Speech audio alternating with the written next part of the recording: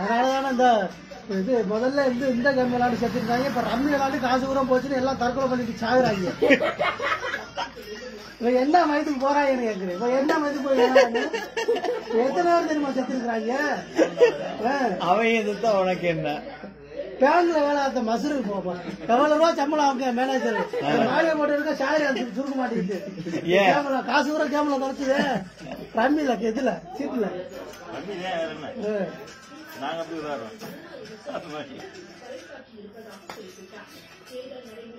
கிட்டத்தட்ட ஒரு வாரத்துக்கு 10 பேருக்கு மேல செத்துறாங்கடா. கொரோனாவில சாலை எவனும் கேமரா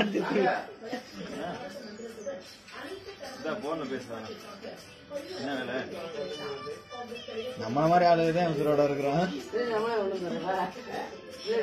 கொஞ்ச நேரம் செல்லு நோண்டுறாங்க சாக போறாங்க. அதான் நடக்க போகுது.